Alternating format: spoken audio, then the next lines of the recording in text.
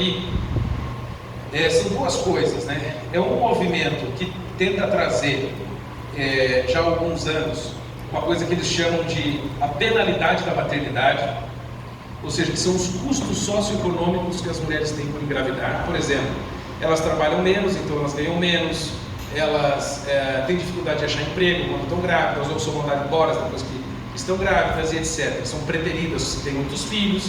Então existe um custo, segundo ele, socioeconômico por causa da maternidade.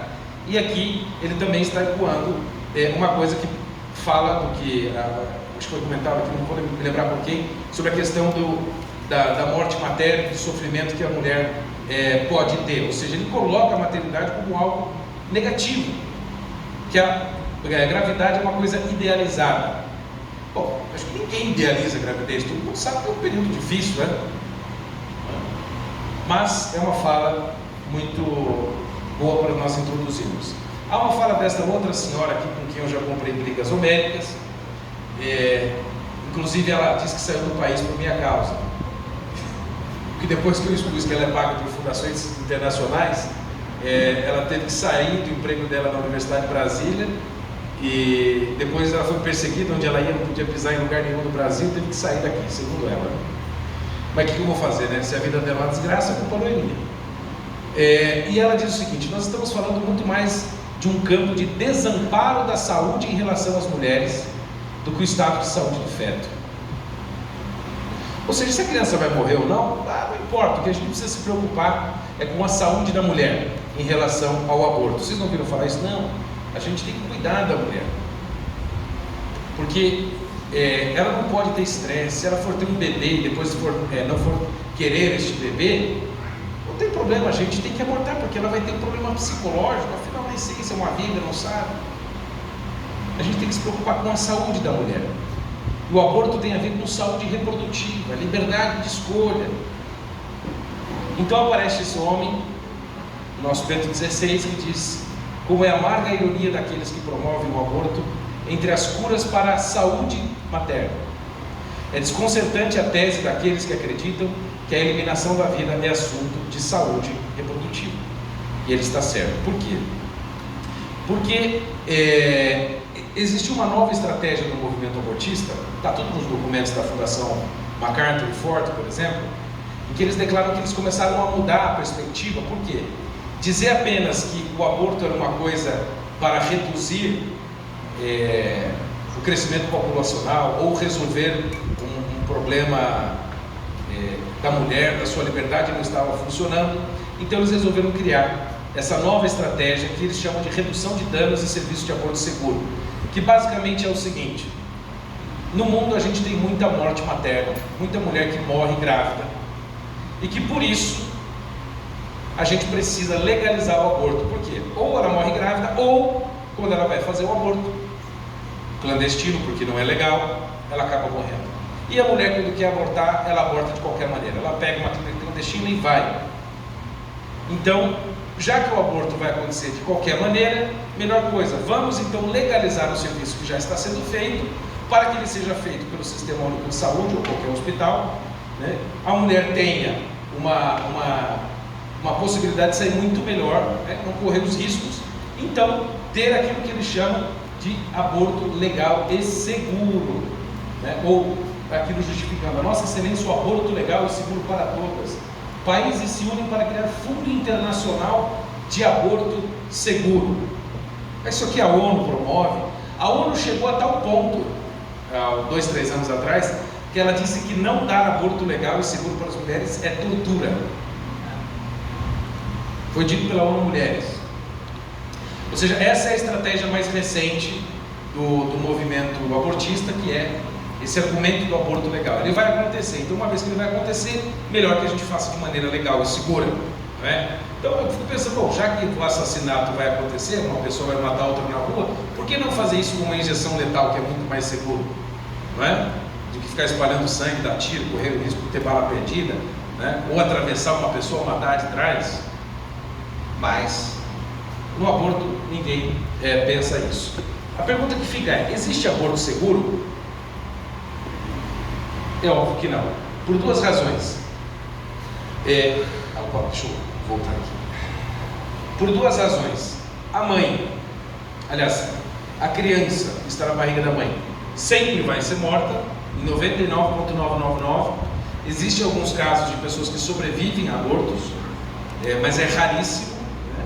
Mas na maioria dos casos o aborto sempre leva à morte da criança. E a mulher? Eles dizem que o aborto, se ele for feito de forma perfeita, higiênica, ascética, médica, de acordo com todos os parâmetros médicos, a mulher faz o aborto e sai numa boa, que não tem consequência nenhuma disso.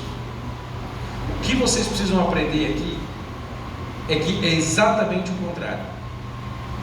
O aborto não só mata a criança, como destrói. O aborto induzido, né?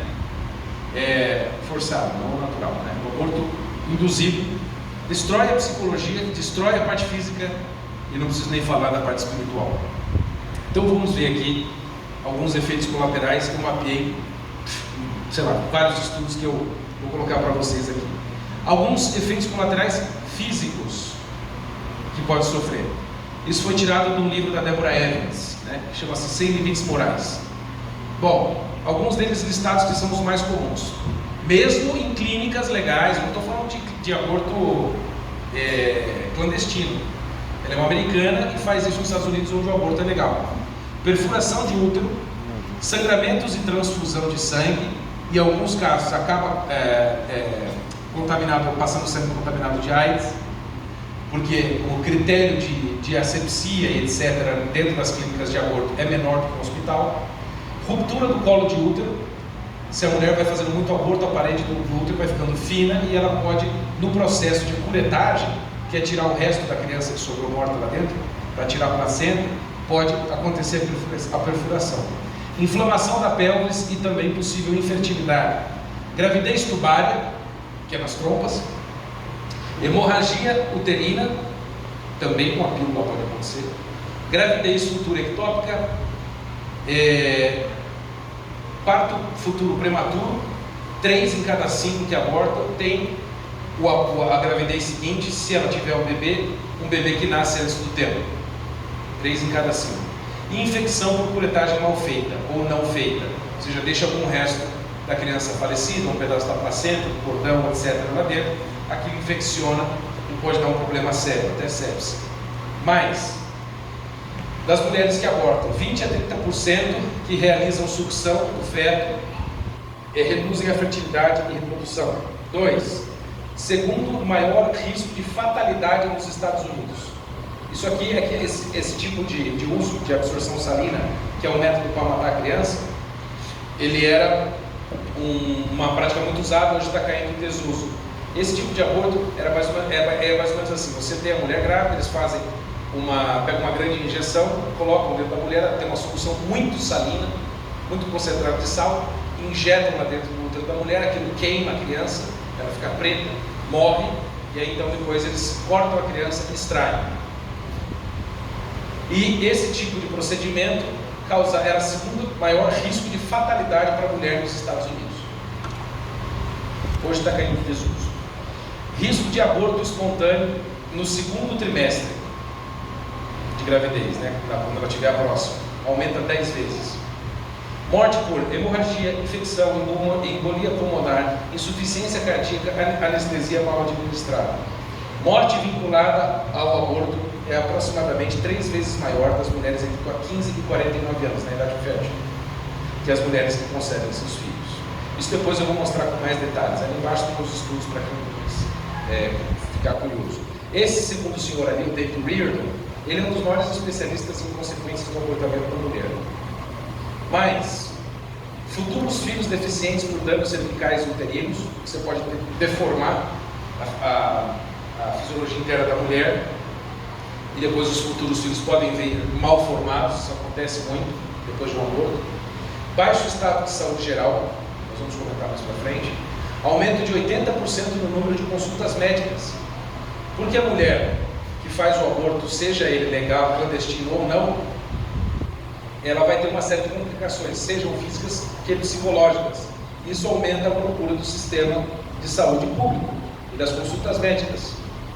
Ou seja, o custo até para o Estado, se você quiser pensar. Aumento de 180% no número de consultas por razões psicológicas. Esse aqui é o Outubro Rosa de verdade. É o que é chamado de link ABC. ABC em inglês seria Abortion, Breast Cancer, né? Ou seja, o link entre o aborto forçado e o câncer de mama. Essa é uma coisa que já está estabelecida na ciência. Não há mais discussão sobre isso. Desde os anos 50, no Japão, 51 na verdade, começaram a ser feitos estudos para tentar entender por que mulheres que abortam têm mais câncer de mama.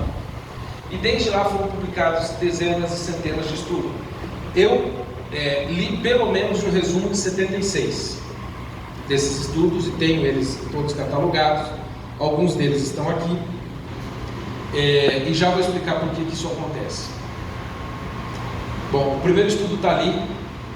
Então 57, desculpa que eu errei a data. Que ele é um estudo epidemiológico sobre o câncer no Japão, em 57. Depois alguns exemplos de outros estudos sobre contraceptivos orais e também o risco de câncer e aborto induzido. Outros sobre aborto induzido como um fator independente para câncer de mama, e assim vai. Depois lá no último pontinho tem 28 estudos desses 76 mostram que 50% das gravidez. Tá. Eu vou dar depois um dado mais apurado para vocês aqui sobre isso. Aqui. No Jornal de Epidemiologia e da Comunidade de Saúde, da Associação de Saúde, em outubro de 95, eles pegaram 33 estudos sobre o assunto e 27 deles, no mundo inteiro, corroboraram com a tese de que, abre aspas, há maior risco de desenvolvimento de câncer cervical e nos ovários após aborto induzido. Outro, do Los Angeles Daily News, saiu em 1997, a doutora Janet Daly, uma abortista, disse o seguinte, essa foi a tradução minha aqui: tenho 3 irmãs com câncer de mama e eu abomino as pessoas que bagunçam dados científicos para apoiar sua própria agenda, seja favorável ou não ao aborto. Olha só a negação da realidade, eu adoraria não ter encontrado qualquer associação entre câncer de mama e aborto, mas nossa pesquisa é sólida como rocha e nossos dados são precisos. Não é uma questão de acreditar, é uma questão do que realmente está aí. Eu quero que vocês levantem a mão, quantas pessoas já ouviram falar sobre essa conexão entre aborto e câncer de mama? Nunca ouvi falar. 1, 2, 3. Por que ninguém fala disso no Outubro Rosa? Eles falam de câncer de mama, certo? A mulher tem que apalpar e tal, conscientiza no banho, levanta lá. Tinha uma época que tinha até aquele negocinho que você pendurava até na torneira do banheiro, que tinha na casa da minha avó, isso aí tinha uma mulherzinha assim, daí ficava apalpando a mama. Agora, por que não fala que câncer de mama está relacionado à quantidade de abortos que você faz? Mas, querem mais estudo? Gostam de ciência, igual a CPI? Vamos lá.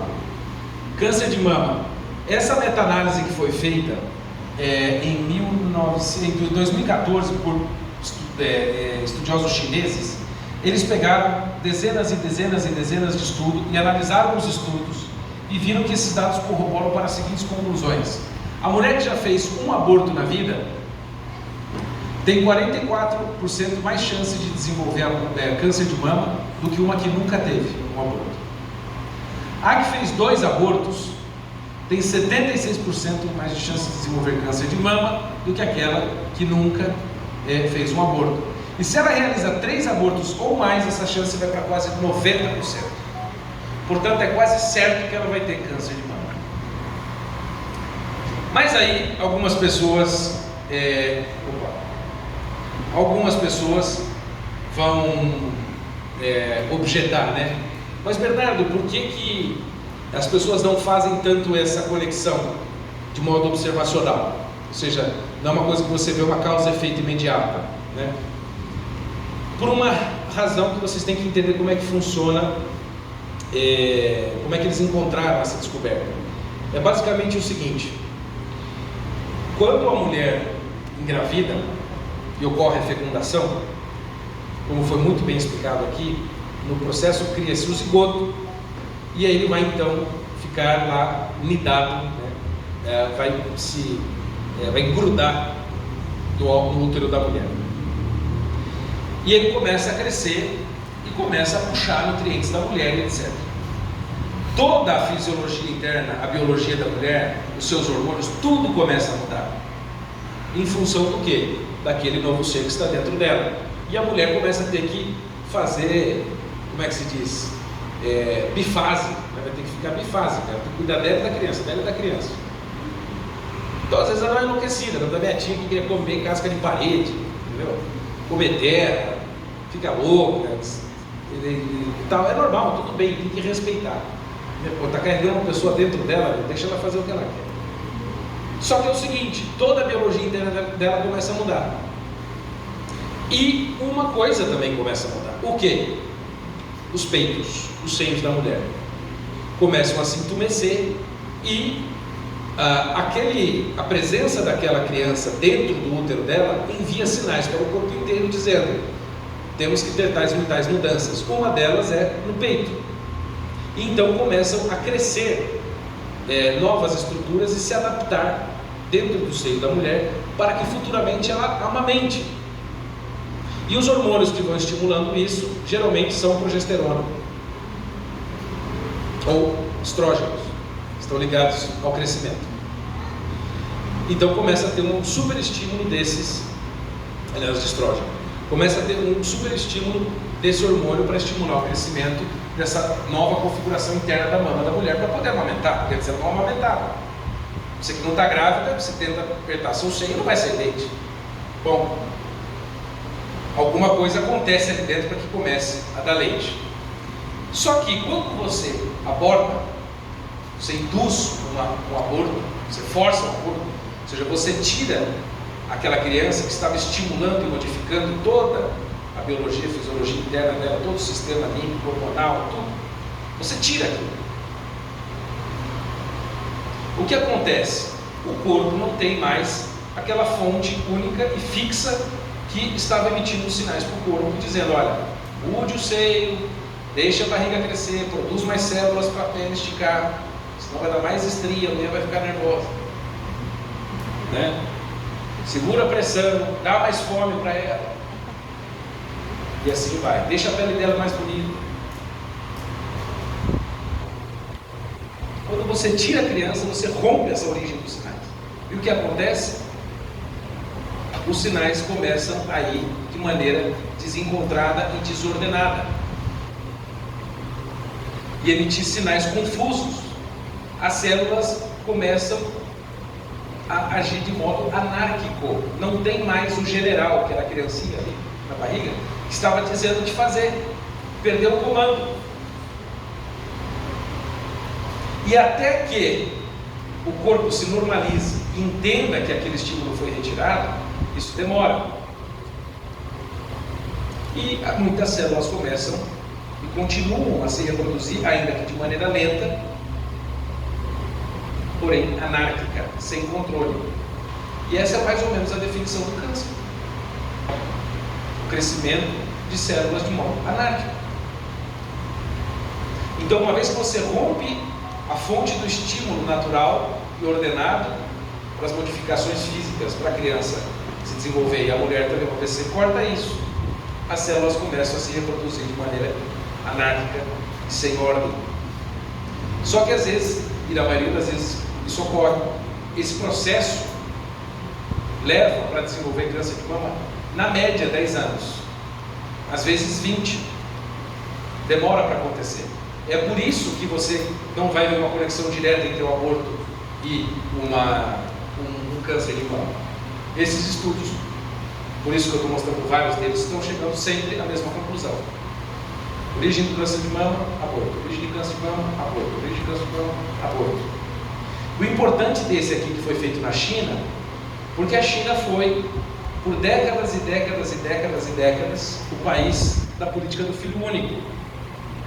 Então toda mulher que engravidava de uma mulher, aborto.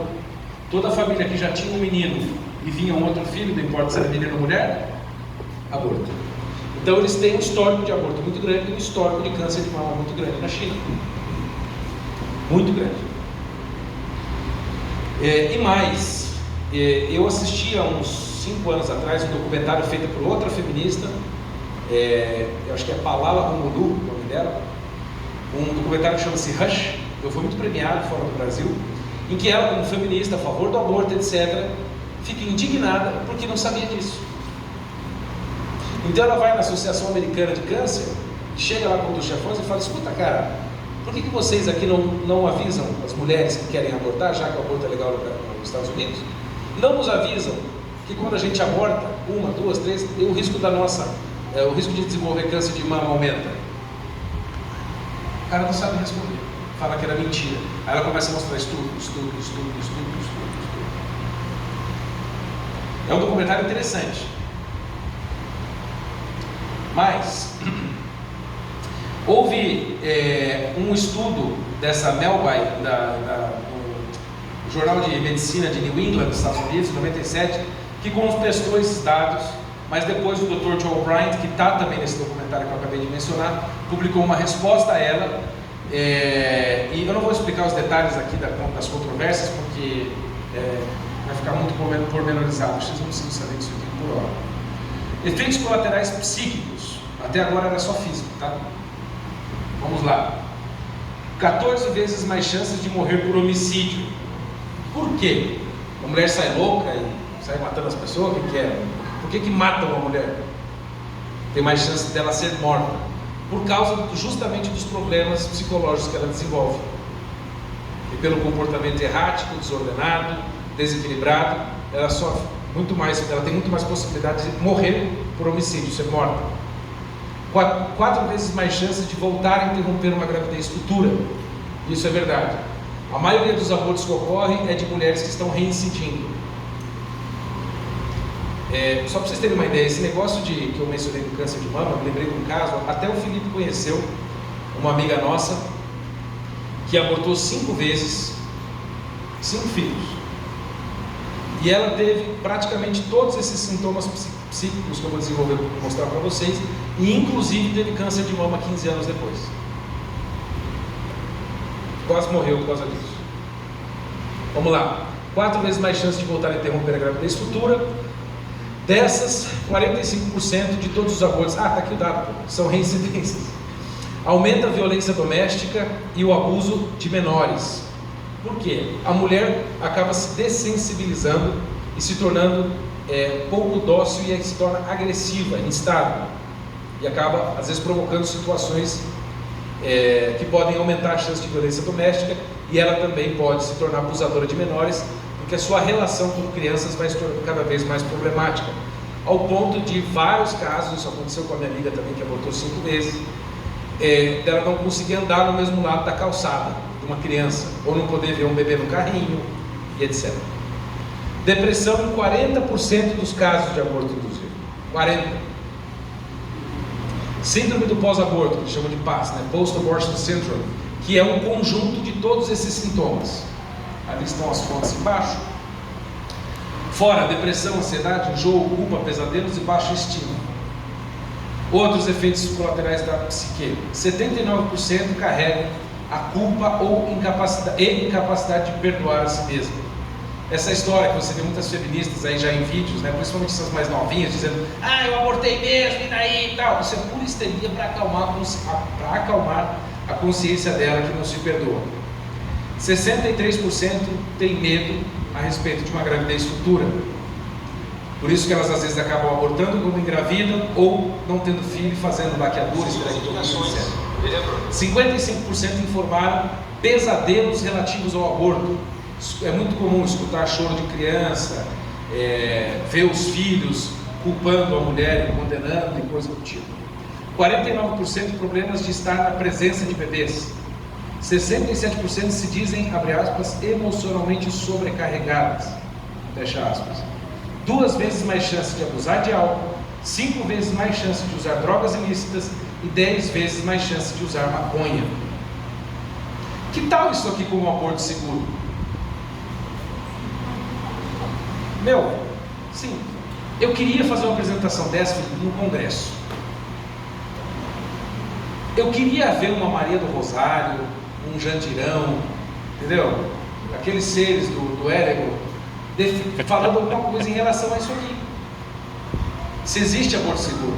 Não existe, porque a criança sempre morre e a mulher vai ter este cardápio de maravilhas que ela poderá sofrer. É o que eu sempre digo: você é livre para escolher, mas você não é livre para escolher a consequência da sua escolha. Quer abortar? Aborta, mas saiba que do outro lado tem isso aqui. Você não vai tirar o alívio da sua criança. Tirei a criança, vou viver feliz. Vai. Mas suicídio. Estudo sobre aborto e suicídio. Isso aqui é feio.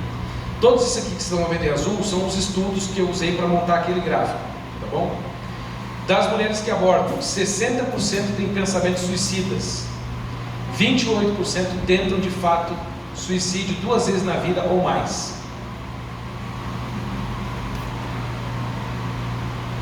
Aquela tabela que vocês estão vendo ali é a morte por suicídio. Primeira coluna: mulheres que nunca estiveram grávidas, nunca tiveram filhos, nem abortaram nada. De baixo, a segunda: mulheres que já deram à luz a algum bebê na sua vida. O índice mais baixo de suicídio. Inclusive, um dado interessantíssimo para vocês é que toda mulher que tem filhos é sempre mais saudável do que uma mulher que nunca teve filhos ou que abortou. Não existe nada melhor para a saúde geral, psíquica e fisiológica da mulher que ter filhos. É a melhor coisa que pode acontecer para uma mulher é ter filhos. Ela vive mais, ela tem uma psicologia melhor. Claro, na maioria dos casos, né? Há exceções, mas ter filhos significa saúde. Aqui é uma outra prova disso. Terceira coluna: mortes por suicídio, mulheres que perderam o bebê espontaneamente, né, que não forçaram o aborto. E aquela coluna que vocês veem lá, o Empire State Building ali, bem à direita, é as mulheres que abortaram. Esse é a proporção do índice de suicídio, comparado com os outros tipos. Mas, efeitos colaterais em terceiros. Quem são os terceiros? Médicos, enfermeiros, anestesistas, etc., que estão nas clínicas e que promovem o aborto. Isso foi relatado num artigo da doutora Rachel McNair, Os Pesadelos das Escolhas, os efeitos psicológicos de quem faz e realiza o aborto, né, do grupo médico. É um artigo de 2013 da Touchstone Magazine. Pesadelos recorrentes, pensamentos obsessivos sobre aborto, depressão, fadiga, baixa estima, problemas de identidade, resistência a ir ao trabalho, imagina por quê, falta de energia, sentimento de desassossego geral e imagens fixas das crianças, né, que não se vão. E aqui eis um relato que essa jornalista, aliás, Rachel McNair, pegou de uma enfermeira abortista, dessa Sally Tisdale. Sonho com fetos, como todos que trabalham comigo. Sonho abortos, um atrás do outro, baldes cheios de sangue, salpicados pelas paredes, árvores repletas de fetos rastejando. Façamos um aborto, diziam com uma lascívia nauseabunda. Comecei a gritar, estava submergida em uma visão de sucções, de dores fustigantes, de ser estendida e desmembrada por uma série de instrumentos que cumprem a função para a qual foram feitos. Despertei, quase sem poder respirar, e imaginei mesas de cozinha, agulhas de tecer manchadas de sangue e as mulheres que, em solidariedade, apertavam almofadas em suas bocas para evitar que seus gritos passassem pelas paredes de seus departamentos. Essa é uma frase que eu gosto muito do Tolkien, do J.R.R. Tolkien, escritor católico que escreveu O Senhor dos Anéis, que em tempos de paz os filhos enterram seus pais, e em tempos de guerra os pais enterram seus filhos. E o que está acontecendo agora é que a maioria das pessoas que morrem no mundo estão sendo assassinadas. pelas mães. E, muito possivelmente, também junto com os pais, né? Que incentivam. Pode acender a luz, por gentileza? Acho que eu já acabei aqui. Agora é o seguinte: o que vocês têm que fazer uma vez que vocês viram essa apresentação assustadora? Vocês têm que levar a palavra adiante, contar isso para as pessoas. Quantos de vocês sabiam disso aqui? Gente, assim, eu quando fui descobrindo esses dados, eu fui ficando assustado, porque cada vez que eu achava que eu ia encontrar um estudo contra, eu só encontrava conclusão a favor. Inclusive citações de próprias feministas decepcionadas, porque os estudos estão provando que a pauta que elas promovem de aborto seguro é uma mentira. E toda essa nova onda não é discussão que é lá na Câmara, aborto seguro, aborto seguro, aborto seguro. Isso aqui desmonta todo o argumento deles. Você não precisa falar aqui do feto. Vocês viram eu defender a criança aqui? Não. Ainda que, obviamente, eu defendo e tem que ser defendido. Mas esta apresentação é feita para quebrar este argumento deles, de que o aborto é seguro para a mulher. Nunca é seguro. Para nenhuma mulher em nenhum lugar. Não há uma mulher que não carregue pelo menos um conjunto desses sintomas físicos e psicológicos juntos. Não há. Há inclusive alguns estudos mais recentes que comparam a síndrome pós-aborto a síndrome pós-traumática de guerra. Sabe aquilo que você vê dos caras que saem do Vietnã e tem aqueles sonhos, acordam atirando, gritando e tal? Tem gente que tem comparado a síndrome pós-aborto a esse tipo de situação psicológica. Pessoas que vão literalmente à loucura. Você imagina toda noite você sonhar com a criança gritando em volta de você, com um balde cheio de sangue, tá? É isso que essa pauta do aborto seguro está promovendo. Porque a discussão se é vida ou não é vida, quando você lê os acadêmicos mais de ponta sobre a discussão do aborto, eles sabem que é vida. Todos eles admitem que é vida. O que eles tentam tirar agora é o valor da vida. Porque eles sabem que a discussão depois da genética acabou. Você lê, por exemplo, um Peter Singer ou como é o nome dele? Meu Deus, eu esqueci o nome dele. Já vou me lembrar, um filósofo da ética norte-americano. Ele tem um livro em defesa do infanticídio, porque o aborto já não é mais uma questão. Não dá para discutir. A gente tem que discutir o valor da criança, se ela pode ou não viver. Puxa vida, já vou me lembrar o nome dele. Chama-se Abortion and Infanticide, o livro dele.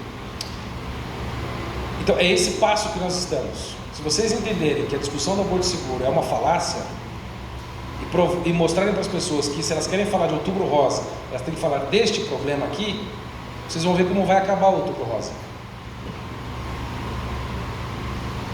Ou, uma ideia para o Felipe é fazer esse folhetinho sobre Nascituro, ou um folhetinho sobre Outubro Rosa. Eu te mando a apresentação, você faz. Distribuir nas igrejas. O que vocês acham? Não é uma boa? Outubro Rosa. A pessoa vira. Você sabia que? Sabia que? E daí a gente põe os estudos lá, né? Você gosta de ciência? Põe já sei. Põe um QR Code e a gente põe uma lista de todos os estudos, porque não vai caber no papel. Beleza? O que vocês acham? Uma boa, né? Então, se você gosta de ciência e quer saber as fontes, aponte a câmera e fique chocado. Né? Daí a gente já fala com todo mundo. Fique chocado. Então, o que eu gostaria que vocês levassem daqui é: primeiro, não existe aborto seguro, é uma falácia. A criança sempre morre e a mulher sempre carregará as consequências físicas, psicológicas e também espirituais. E que Outubro Rosa é hora da gente falar da relação entre o aborto induzido e o câncer de mama. Muito obrigado.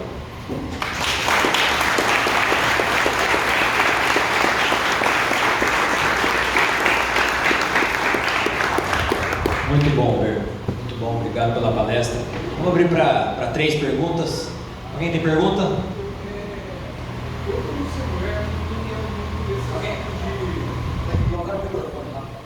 Porque existe algum caso que é legalizado, deve ser feito? Eu acho que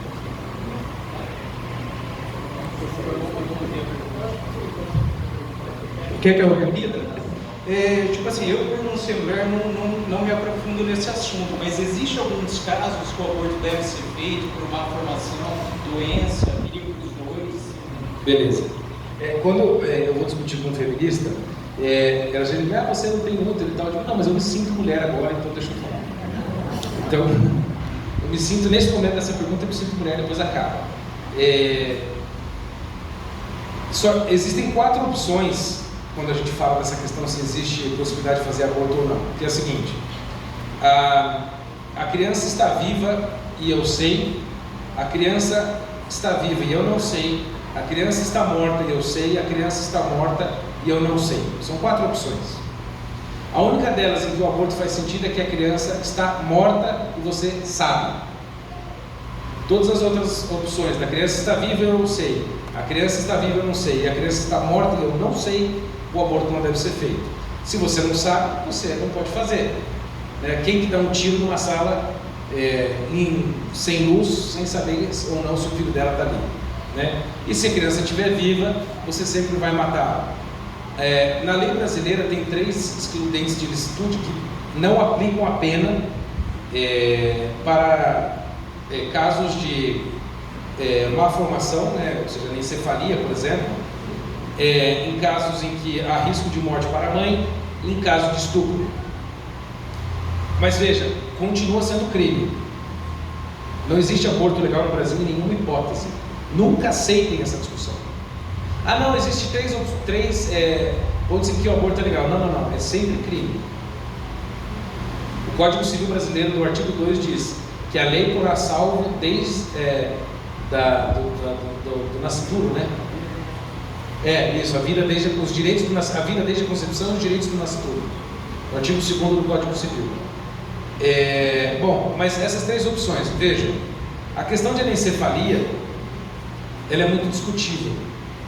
E uma criança com ou sem cérebro, aliás, desculpa, uma criança com pouco cérebro ou quase nada de cérebro pode viver, ainda que seja por algumas horas. E nós católicos entendemos que ela pode e deve ser batizada. Deve ser feito o seu parto, não o aborto. Então tira-se, batiza-se e faz o máximo para poder viver. Sobre a anencefalia ainda, existe uma discussão que está acontecendo já há um bom tempo, tem uns 20 anos, a partir das descobertas de um médico americano chamado John Lorber, em inglês, chamado John Lorber. Se vocês quiserem pesquisar depois, John Lorber, não é Lorber. Ele descobriu um aluno dele uma vez, tem uns 15 anos isso, não mais, uns 20 anos. Ele descobriu um aluno dele que era muito inteligente, tinha notas normais, tinha um QI de 120, QI alto, mas esse ele tinha umas dores de cabeça, ele se sentia muito bem, mas tinha uma vida normal, namorava, etc. E esse aluno, ele falou um dia, vamos fazer uns exames, etc. Quando foram fazer um exame de como chama aquilo de cabeça? Tomografia. Na tomografia da cabeça descobriram que ele tinha 5% da massa encefálica e 95% era líquido fluido espinhal. Esse artigo desse caso e de outros mais de 500 foram publicados na revista Nature nos anos 90. Eu tenho lá o estudo em casa. E aí ele classificou tipos de pessoas, por exemplo, que tem até 70% do cérebro, aliás, desculpa, que não tem até 70% do cérebro, 70 a 90 e de 90 até 95, os que tem de 95 a menos do cérebro e vivem normalmente. É bizarro, né? Mas o que eu vou fazer? Então aí essas pessoas, às vezes tem uma pessoa que não tem, é verdade, e as pessoas vivem normalmente. Agora, se isso é um padrão ou se esses casos são exceções, eu não sei. Mas o que eu quero dizer? O fato é que nós conhecemos pouco sobre o funcionamento cerebral. Já são mais de 500 casos, isso nos anos 90, quando ele publicou o artigo catalogado desse fenômeno. Inclusive o artigo da revista Nature se chama assim, o seu cérebro é realmente necessário? Então o que eu digo? A gente sabe muito pouco. Então, na dúvida, o preceito em defesa da vida e da lógica, diz, na dúvida sempre decida pela vida, em dúvida ou pro vida. Como nós não sabemos se a criança vai viver ou não, vamos decidir pela vida e dar a opção para ela viver. Então, fora da anencefalia. Sobre estupro, 2 coisas têm que ser rapidamente ditas. Ainda que a lei brasileira não aplique a pena, O preceito lógico e moral implica na necessidade de constatar o seguinte: primeiro, não se deve pagar um crime com o outro. A mulher foi estuprada, você mata